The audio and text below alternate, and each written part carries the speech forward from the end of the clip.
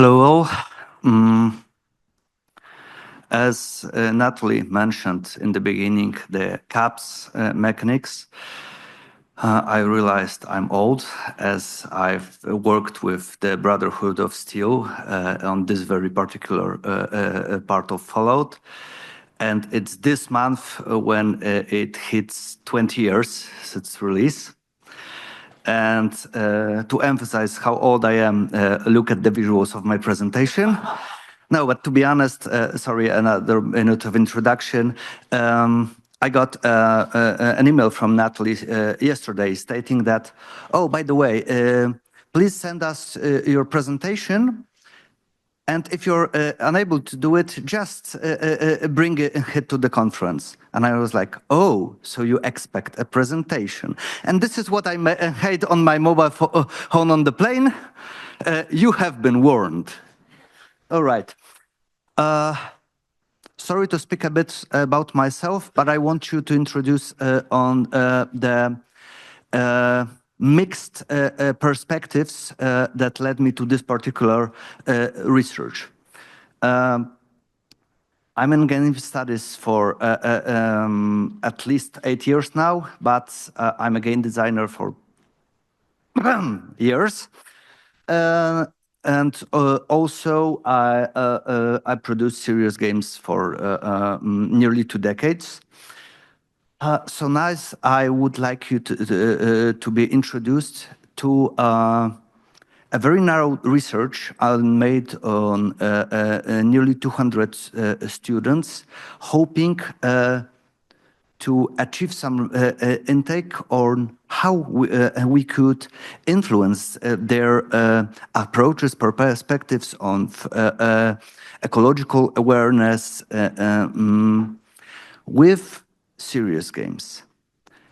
And I've failed miserably, and I'm proud to say that both me and the research failed in some terms.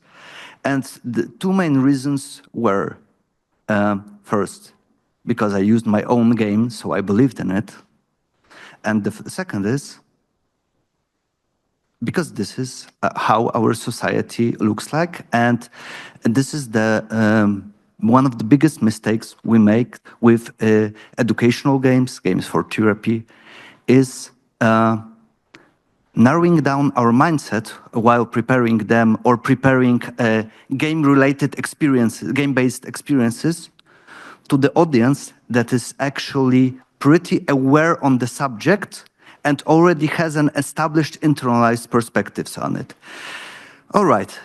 So this is the summary. If you feel satisfied with it, you can go grab a coffee. But for those of you who still can bear with me, I would like you to introduce you into hows and whys of my discovery. May we? Oh, great. Cool.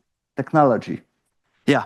Words from the sponsors, sorry, because I was co-financed by the Polish Ministry of Science, and I'm legally entitled to enclose it.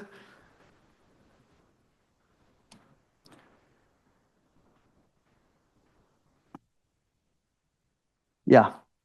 Basically, and this was visible in the first talk on how the games can, the first panel session of how games can change the world, and what are the main limitations. So basically, my first conclusion from his research, from this experience, is if you choose a massive multiplayer online game that people will play twice a week for 3 years, maybe you will internalize this experience enough to replace the previous one they had. or if you set your attention to a very specific niche field in which your average audience member doesn't really have an established approach of their own, you might succeed. Otherwise, with a single session or I'd say anything that less than 30 hours of gameplay, not a chance. Sorry for the typos. I've worked with nearly 200 students. Why the host choice? These were students of international relationships of military university, so possibly the future bright minds shaping our political landscape, better not. They played the game. First, they were interviewed with a questionnaire. They played the game. They repeated the questionnaire twice. First, it was just right after having played the game, and another time around 1 month after playing the game to see how much it clicked, how much of the shift of the perspective that we initially saw from the before and after will actually stay with them. Then I cross-referenced it with interviews with 6 Polish gaming scene influencers and added it to my very own post-mortem of what I wanted to introduce through the game and which of aspects of it did I really see in the questionnaires and the interviews and which not. Okay, full-time students. Reference picture is because just as a private joke to see how special is working with military students. Why to choose such a narrow group of audience? It's because they're really thought to be the future leaders. Two of the people from this photo are now members of the Polish government. One is a 1-star NATO general. All of them are sort of public figures. This is why, despite such narrowed demographic perspective, I thought initially that if results anyhow sensible, we could actually get some exit data on how could it influence future Poland in terms of ecological. Okay. Space Gliders, 2.5D point-and-click adventure, art house deep indie game, mid-budget, around 250k euro. We call it a cozy post-apocalyptic game because there's an abundance of resources. All the character, the NPC, he's initially like your character. There is what we call an introversion of mechanics. So all the movement allowance, resource gathering, and so on, typical mechanics are completely bound on the relationship you maintain with each of other characters inside your flock, inside your closed community. The story of the game is we need to we play bird-like genderless character trying to discover a forgotten story about our past while rebuilding a spaceship and convincing our flock to get back to our mother planet. Now, are you ready for some serious spoilers? All right. Because, you know, from a producer's perspective, I'd rather you had 15 euros and had know yourself. But for the benefit of this speech, halfway through the gameplay, we are highly probable to discover that it was actually the ascendance of the of our flock that destroyed our mother planet, while because of turning carnivore, enslaving other her dominant species, and making the planet inhabitable. So what we initially cherished in a non-violent community, we turn to see our ancestors as the oppressors, which strongly influences the discussions with our flock members, especially the ones that were fully aware of those memories, while trying to convince them, hey, let's head to our mother planet and not repeat the mistake, maybe?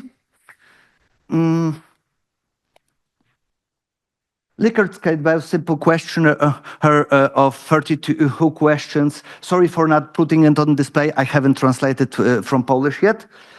We tried to assess the students' ecological awareness and how it relates to their cultural heritage and their attitude towards their local community. The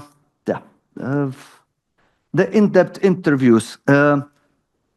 All influencers were from top 50 game-related influencers, and they were chosen from the list that actually our research group chose themselves. So they were the most recognized. Why I did put this guy over here? For two reasons. First, the interviews are anonymized, but he's my close friend, so I took the liberty. And also, it's a very dry joke, as not only being a gaming YouTuber, Jakub is actually the lead designer of the board game, The Vienna Connection. All right, I told you something about my background, so I'll be happy to skip this one. What we learned. 1/3 of our respondents, approximately, actually shifted their beliefs on ecology and how to treat this subject in terms of their host community.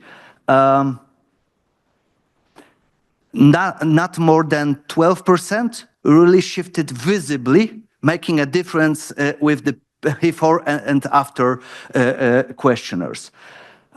Now, looking at the third row.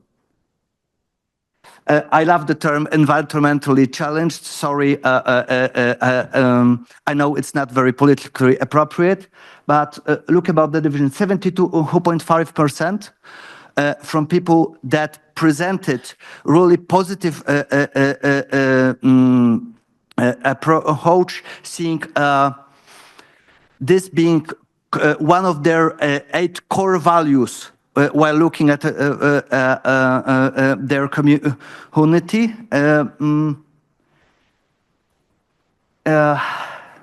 And in perspective, less than 3% of people that before actually learning the game and weren't really environmentally aware did show any change of their declared behavior anyhow. And thus the title of my presentation, because this is hey, I'm a game scholar for 10 years or more, and I still made the very simple mistake of trying to assess some global phenomenon by trying to convince the already convinced. And this is, I believe, what happens with even big serious games projects. I cannot establish if the attitude change maintains after 30 days percentage is a success or a failure, because there is no other Polish data on the same group of people. Yet I'd say that the crude gap between 72 and 3% means that I focus on a completely wrong aspect on assessing how can we influence our young elites' behaviors. Yep. As a conclusion, even if you deliver a story that is very close and dear to you, and it sells commercially, because this wasn't primarily a serious game. It was commercially sold a year and mildly successful a year with a premiere a year after we started using it in classroom. And yet, it didn't bite. Maybe because of some issues inside the game. I will tell you more on that in the next 2 minutes. But basically, because it's nearly impossible, because from the neurobiological perspective, to get to the sheer emotions at a level that influence people's beliefs and attitudes, you need basically to kick out the previous ones. And in a one-time played game, or any other experience, regardless interactive or not, it's simply not enough, especially working with young people who that are overstimulated constantly. Yeah. So basically, first mistake, while turning any tool into a serious game, instead of building up, because as we know how I'm talking to we as designers, developers, in serious games, as opposite to games for entertainment, it's not about the game, it's all about the game's evaluation. Yeah, and how does the in-game experience translate to the competence progression and the player's understanding of in what key competences they progressed. So I would strongly suggest you start working with your group, including them into the process way before you introduce the game or any other interactive experience. This is what we did wrong. The other thing, yeah, cross-referencing it with, for instance, workshops or outdoor activities, something more practical, because landing on only purely declarative answers leaves us nowhere in terms of practice. We know that from social studies, yet if in-game engine doesn't allow us to assess the players' choices from inside the game and translate them into their approaches, because we are in the luxury of a technological state of the industry in which for Godot, Unreal Engine, and Unity, there are some